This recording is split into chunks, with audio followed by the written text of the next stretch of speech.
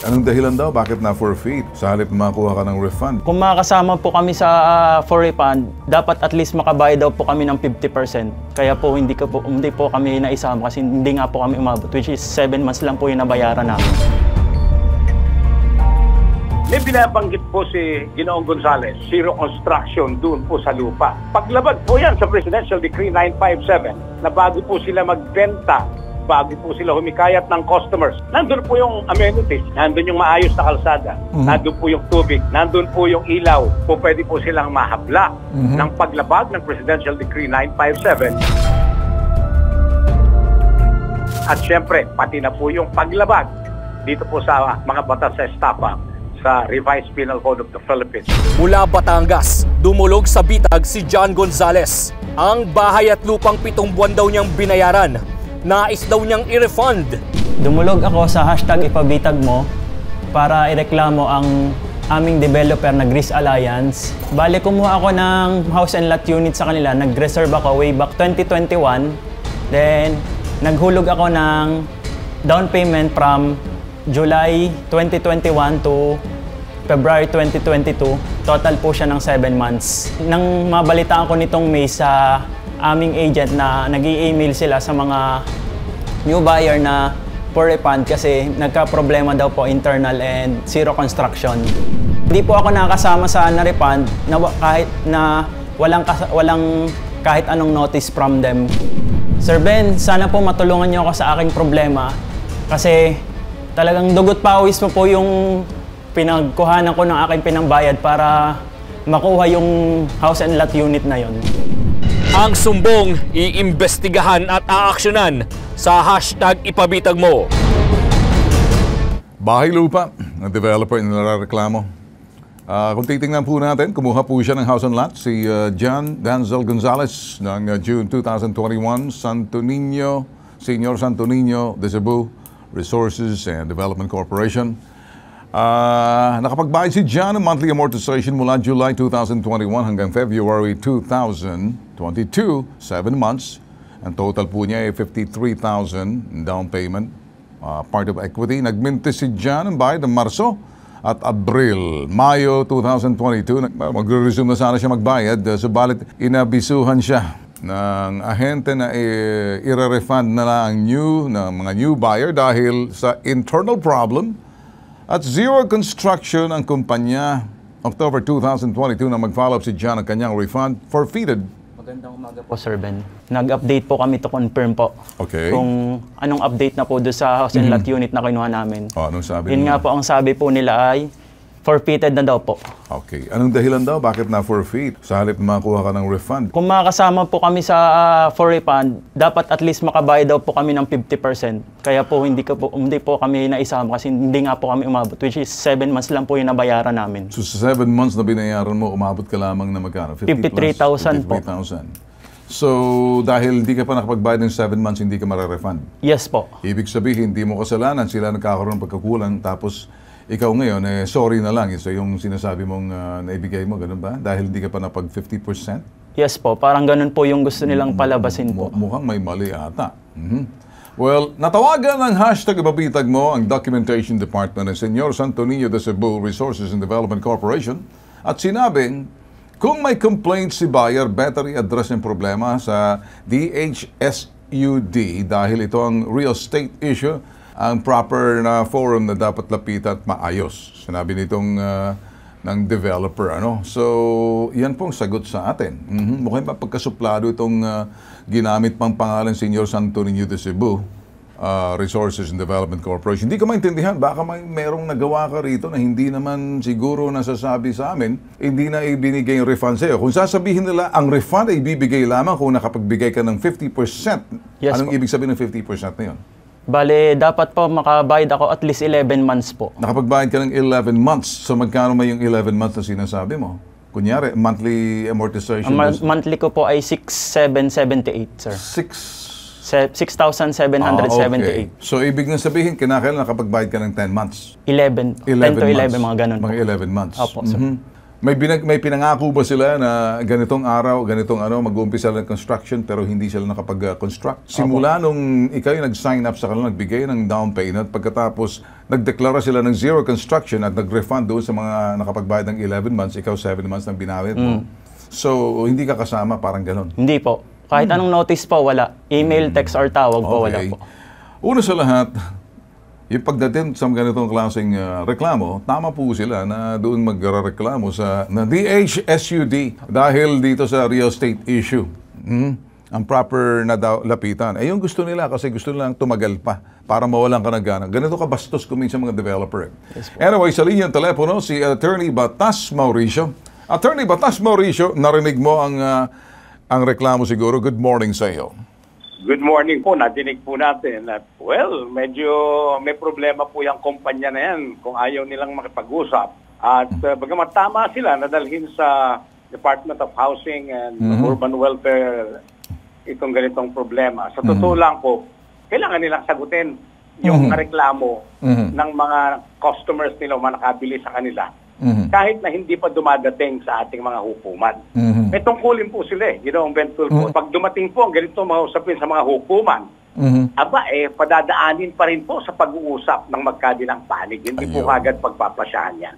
So hindi po tama yung ginawa ng kumpanya na yan, kung ano man ang pangalan. Dito po sa Suliranin, may binabanggit po si Ginoong Gonzales, zero construction doon po sa lupa. Paglabag po yan sa Presidential Decree 957, yan po yung batas na nakakasakop sa karapatan ng mga bumibili ng installment diyan po sa mga house and land projects ng sinumang developer dito sa ating bansa. Na bago po sila magbenta, bago po sila humikayat ng customers, nandun po yung amenities, nandun yung maayos na kalsada, nandun po yung tubig, nandun po yung ilaw. At depende po sa kung ano binili, kung lupa lang o di kaya lupa at bahay. Kailangan po nilang umpisahan lahat ng yan the moment magbayad ng reservation fee yung kanilang katransaksyon. Okay. Attorney, paano kung sasabihin, pre-selling pa lang naman yan, wala pa kaming dyan? Hindi po tama yung ganong klase ng argumento ng mga ganyang kumpanya. Pre-selling, Ano po ba sinasabi ng pre-selling? Magbebenta sila bago po mabuo yung inaalok nilang proyekto. Pero tungkulin po nila, batay nga po dito sa ilalim ng Presidential Decree 957, na magkaroon na ng preliminary amenities. Magkaroon na ng initial development.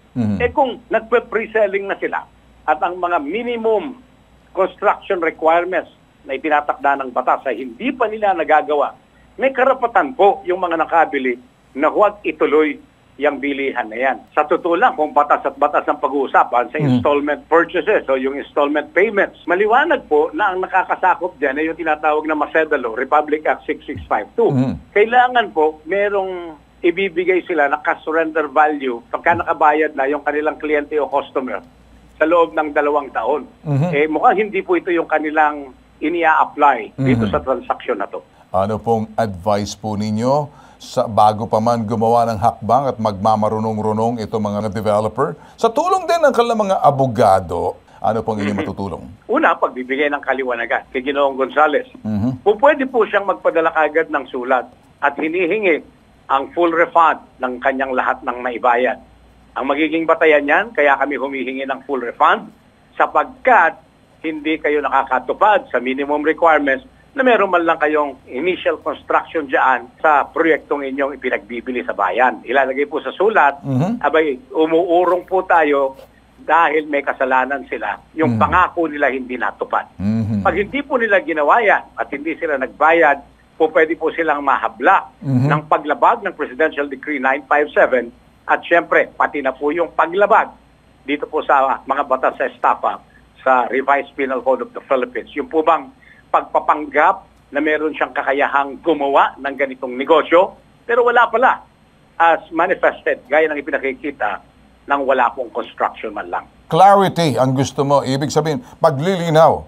And kinakailangan sila ay magpapaliwanag sa anumang kadahilanan sa kanilang ginagawa at the same time doon sa mga buyer nila na pasama doon sa sinasabing pre-selling nila. And on the other side, kung hindi lang non-delivery on their part, attorney, kaya therefore may karapatan humingi ng refund at hindi po pwedeng gamitin yung Maseda law or anumang mga bagay na dahilan. Paano, attorney, ang dahilan itong developer ay umano, if there's any complaint, then it should not be discussed in the media. Rather, diretso lang daw sa Department of Housing na parang ayaw nilang ipaliwanag dito sa tao kaya lumapit po sa atin. Ano pong sagot natin doon?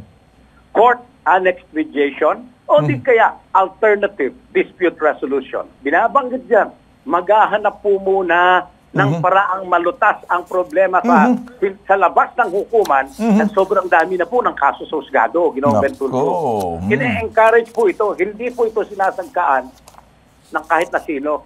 At dito naman, attorney, ito naman ang sagot daw ni Attorney Mark Anthony Casanyo. Mas pakinggan po natin, attorney, ang sa kanyang pahayag dito, nauukol sa reklamong ito. Pakinggan po natin dito.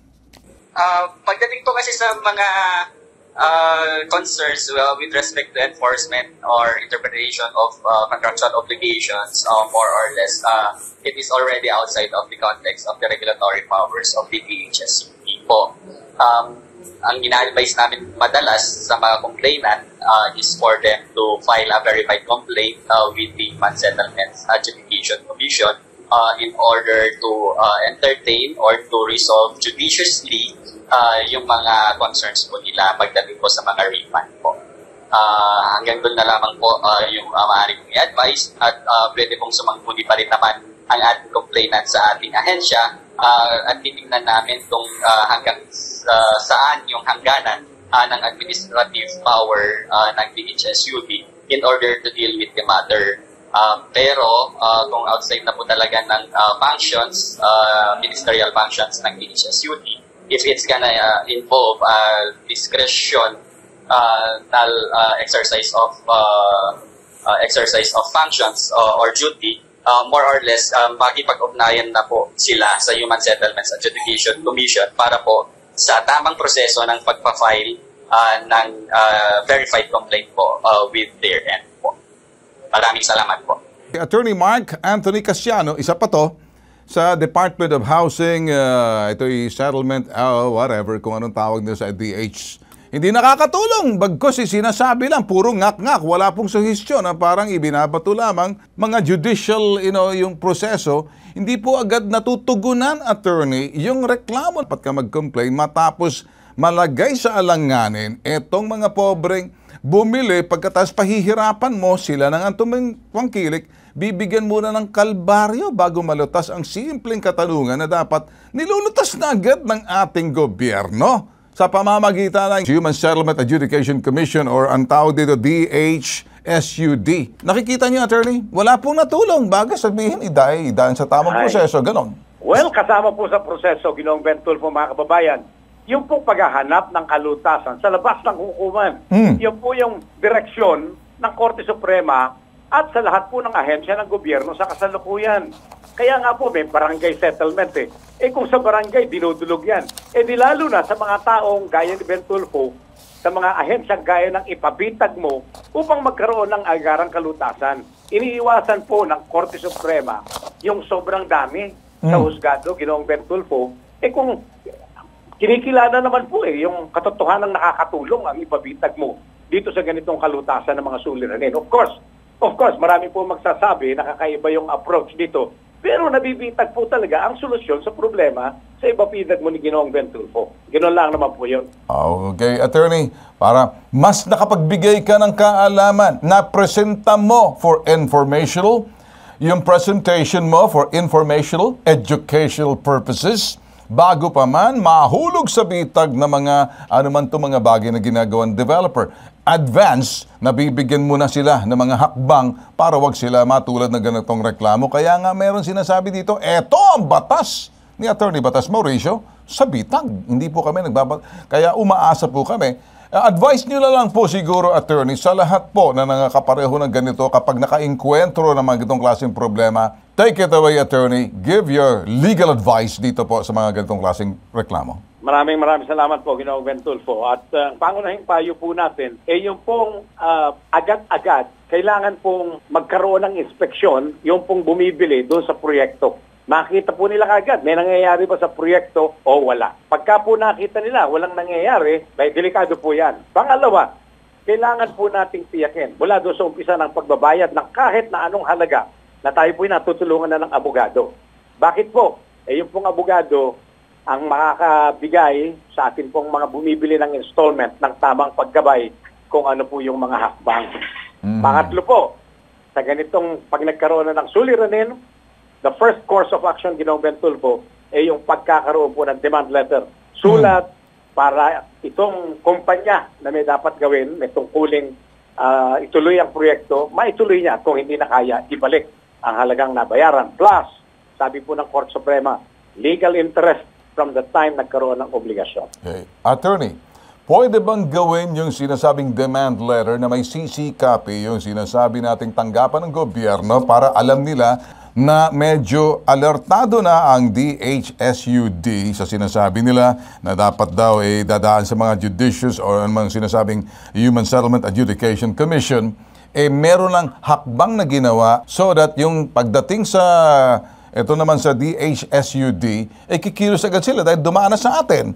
At pagkatapos, ipatawag agad yung developer para pag-ayusin agad because may mga batas tayo kahit Korte Suprema nagbigay ng kanilang kautusan dyan para maayos agad sa ganitong paraan. Well, with that, attorney, kami po ay gagawa mismo na nanggaling na rito advising the DHSUD.